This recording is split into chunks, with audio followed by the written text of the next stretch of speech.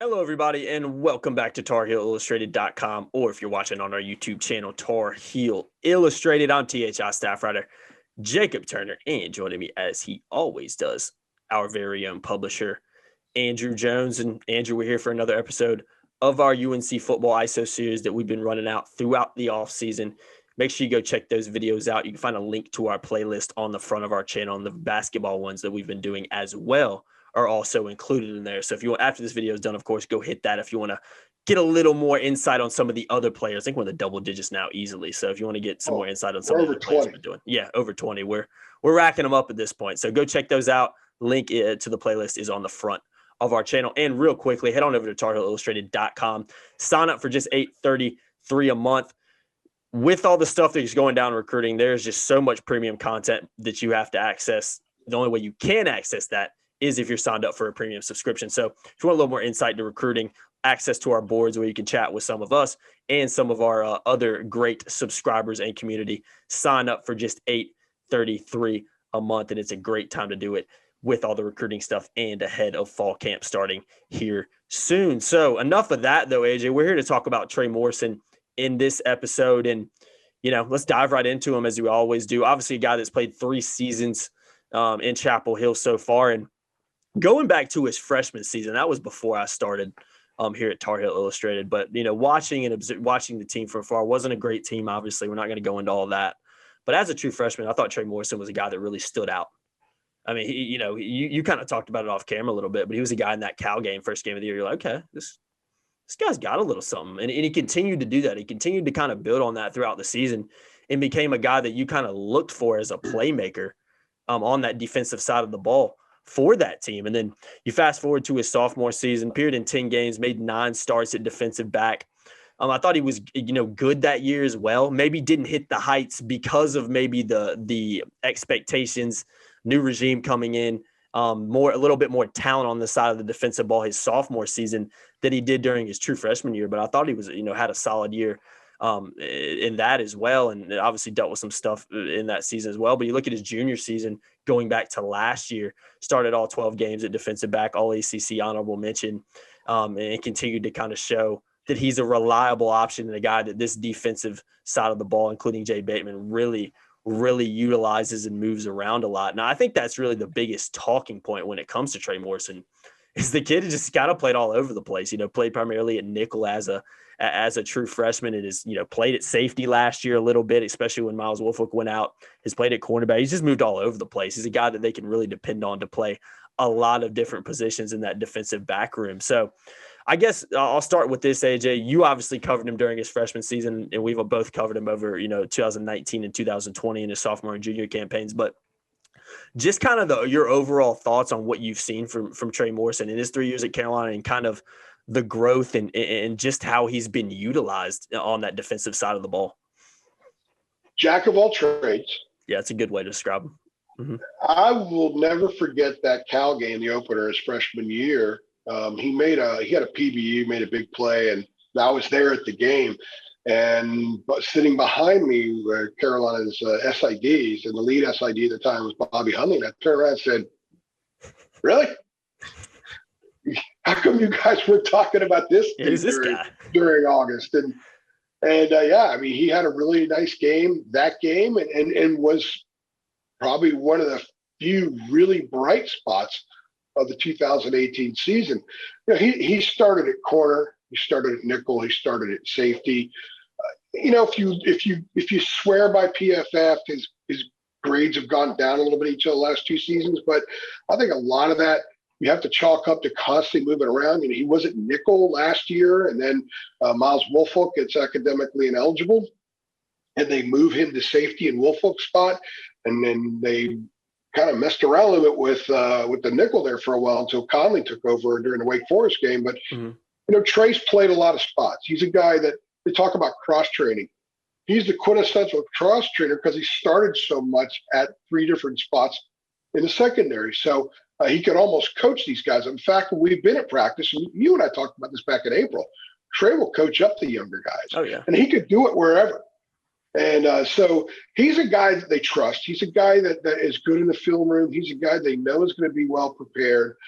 He's somebody that they could literally put anywhere in that secondary, and they're going to feel pretty good about him. I remember Jay Bateman saying last August or the August before, and I'm going to paraphrase here, but he said, Trey Morrison is the least of my concerns. Mm-hmm. He's just a very trusted player. He's a guy that they never have to worry. He's a pro in a college situation. I'm not saying he's going to be an NFL player, but how he goes about things is the way of a pro. He's played almost 2,000 snaps. Mm-hmm. And 764 snaps, last year? Mm-hmm. His missed tackles went up a little bit, but again, different responsibilities. I think adapting to that safety spot at North Carolina is a little bit more of a challenge. That's why they moved the older guy back there and they put Conley and some other dudes in at Nichols. So I expect a more consistent year from Trey Morrison coming up this year. And I expect him to play the role of a solid leader. He's not the most vocal dude, but he's certainly a see how he does things, follow how he does things kind of guy. A lot of value he brings to the table. Definitely. And even going down, you mentioned those PFF numbers a little bit, and obviously you don't put so much into that going down a little bit. But you look back at his sophomore year too, and I kind of forgot about this until I really started thinking about it. I mean, he dealt with some injuries that year as well. He obviously went out I think he had a concussion in the South Carolina game or something like that. Went out in that one, missed a couple games later in the year as well. So staying on the field through injury probably played a little bit of a factor in that, as well, because it's, when you're just kind of in and out a little bit, missing a few games here and there, trying to recover from things like that, that can obviously affect you as well. But he's just a guy that seems so reliable. I mean, he's just a guy that it seems like the coaches trust because he plays so much and he's in different positions. And, he's a guy that, like you said, not the most vocal kid in the world, but I think he's probably considered a leader on that defense in terms of what he's done and what he brings to it. And even going back to last year, that Boston College game, I mean, huge play at the end of that game to really solidify that win for the Tar Heels. So he's made plays in those instances. 2-point conversion interception. Absolutely. Yeah. So you've seen him do it. And I think Trey Morrison's a guy that, like you said, consistency could be a little bit better. But when you just look at all the different positions he's played, I mean, when you're trying to play DB, trying to play safety, trying to play nickel here and there a little bit, I mean, that takes a little bit of adjusting and time to get used to. But yeah, I think let's talk about his role on this year's team coming up, because I think this is an interesting one.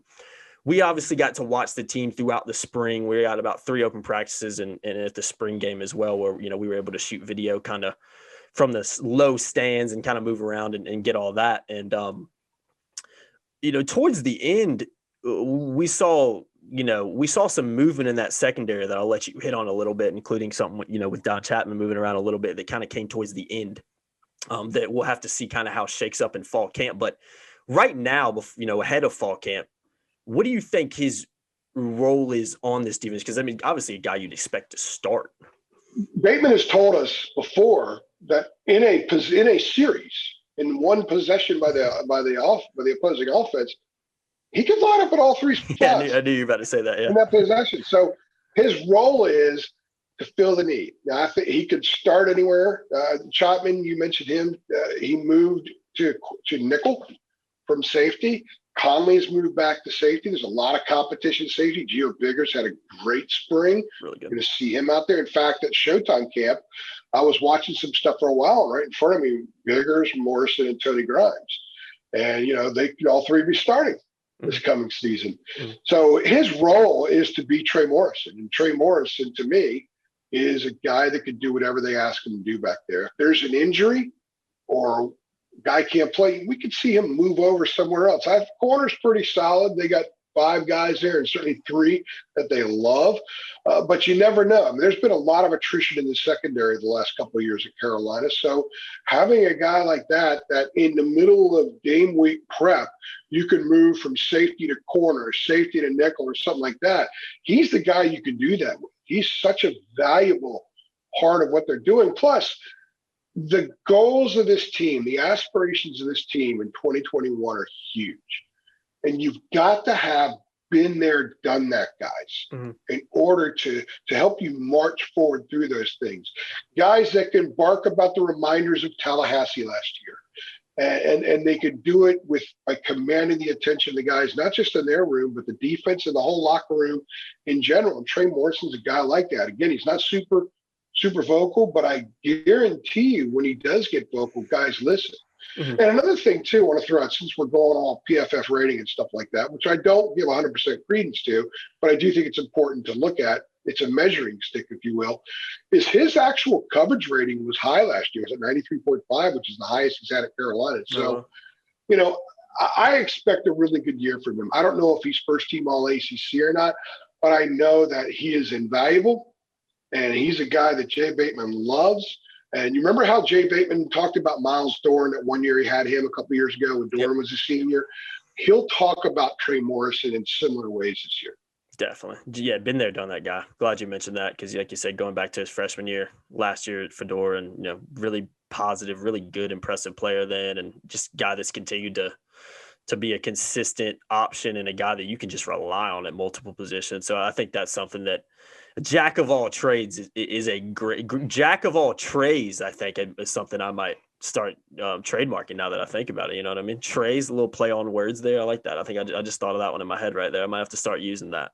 But yeah, Trey Morrison's a guy that he'll be on the field this year. Don't you worry about that. Well, his name is Trey, and he started at 3 positions. So yeah, that's a good. Oh my God, we're going deep down it now, man. This is good stuff. We got to cut it off before we really. Yeah, I'm about to say we gotta start talking for another 20 minutes. We're about to step in the idiot patch here. Yeah, exactly. I was gonna cut it off anyway, so that's a great place to wrap this one up on the Trey Morrison edition of the UNC Football ISO series. Again, guys, if you haven't seen the ones we've been rolling out throughout the offseason, go check those out. Playlist is on the front of our YouTube channel, which you can find just by clicking below, and head on over to our website, tarhieilillustrated.com, link in the description below, and sign up for just $8.33 a month. You guys know the drill. I've been Jacob Turner. He's been Andrew Jones. Like, share, hit that notification bell so you know every single time that we upload a video, and subscribe to our channel. We'll see you guys in the next one. Thanks.